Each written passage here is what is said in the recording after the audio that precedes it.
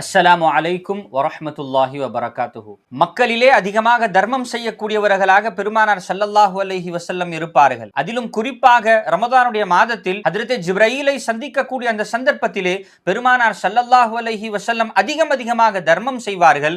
அவர்களுடைய தர்மமானது வேகமாக வீசக்கூடிய காற்றை விட வேகமாக இருக்கும் என்று ஹஜ்ரத் சையதுனா அப்துல்லாஹ் இப்னு அப்பாஸ் ரலியல்லாஹு அன்ஹு அறிவிக்கிறார்கள். ரமதானுடைய மாதத்தில் எம்பெருமானார் ஸல்லல்லாஹு அலைஹி வஸல்லம் அதிகம் தர்மம் செய்யக்கூடியவர்களாக இருப்பார்கள். ரமதானுடைய மாதத்தில் நாமும் பெருமானாரை பின்பற்றியவர்களாக அதிகம் தர்மம் செய்ய வேண்டும். நம்முடைய குடும்பத்தினர்கள், நம்முடைய தோழர்கள் என்று நம்முடைய வட்டாரத்தில் உள்ள எல்லா ஏழை எளியவர்களுக்கும் நாம் கொடுக்கக்கூடிய கொடையாளியாக இருக்க வேண்டும். சதகா செய்வதின் பலன் என்ன? பல்வேறு பலன்களை திருக்குரானில் இருந்தும் ஹதீஸில் இருந்தும் நாம் பார்க்கலாம். ஒரு மனிதன் ₹1 அல்லது ஏதாவது ஒரு பொருளை இறைவனுடைய பாதையில் கொடுத்தான் என்று சொன்னால் திருமறை திருக்குரானிலே இறைவன் சொல்லுவான், அவன் ஒரு விதையை விதைத்தவன் போல் ஆவான். அந்த விதையிலிருந்து 7 கதிர்கள் வெளியாகுமாம். ஒவ்வொரு கதிரிலும் 100 விதைகள் இருக்கக்கூடிய அந்த உதாரணத்தை கொடுத்து ஒரு மனிதன் ஒரு பொருளையோ ₹1 இறைவனுடைய பாதையில் கொடுத்தால் இறைவன் அதற்கான கூலியை 700 கொடுப்பான். வல்லாஹு யுதாயிஃபு லிமன் யஷா.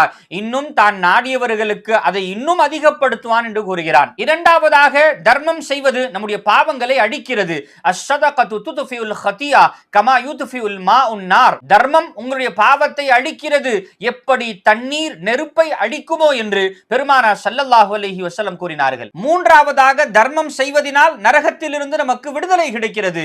எம்பெருமானார் ஸல்லல்லாஹு அலைஹி வஸல்லம் இத்தகுன் நார வலவ் பிஷிக்கி தமரா, ஒரு பேரித்தம் பழத்தின் பாதியாவது தர்மம் செய்து உங்களை நீங்கள் நரகத்தின் நெருப்பிலிருந்து பாதுகாத்துக் கொள் என்று சொன்னார்கள். நான்காவதாக மறுமையுடைய நிழல் கிடைக்குமாம். நாளை மறுமையிலே ஒவ்வொரு மனிதனும் தான் செய்த தர்மத்தின் நிழலிலே அந்த நிழலில்லாத சந்தர்ப்பத்திலே இருப்பான் என்று பெருமானார் ஸல்லல்லாஹு அலைஹி வஸல்லம் கூறுகிறார்கள். ஐந்தாவதாக அவனுடைய செல்வம் குறையாதாம். மா நகஸ மாலும் மின் ஸதகா. தர்மம் உங்களுடைய செல்வத்தை குறைக்காது என்று சொன்னார்கள் தாஹா நபி ஸல்லல்லாஹு அலைஹி வஸல்லம். ஸதகத்து சிர்ரி துத்ஃபிஉ கதபர் ரப். மறைத்து செய்யக்கூடிய தான தர்மங்கள் அல்லாஹ்வுடைய கோபத்தையும் தணிக்கும் என்று சொன்னார்கள் பெருமானார் ஸல்லல்லாஹு அலைஹி வஸல்லம். ஒரு மனிதன் இந்த உலகத்திலிருந்து மௌத்தாகிவிட்ட பிறகும் அவனை தொடர்ந்து வரக்கூடிய 3 பொருள்களில் முதலாவதாக அஸ்ஸதகத்துல் ஜாரியா, தொடர்ச்சியான சதகா என்று தான தர்மத்தை பற்றி தான் பெருமானார் ஸல்லல்லாஹு அலைஹி வஸல்லம் கூறினார்கள். அல்லாஹ் ரப்பல் இஸ்ஸத் இந்த தர்மத்தின் பலனை கொண்டு இவ்வுலகத்திலும் மறு உலகத்திலும் நமக்கு கண்ணியத்தையும் நாளை மறுமையிலே நமக்கு சொர்க்கத்தையும் நசீபாக்கி தருவானாக.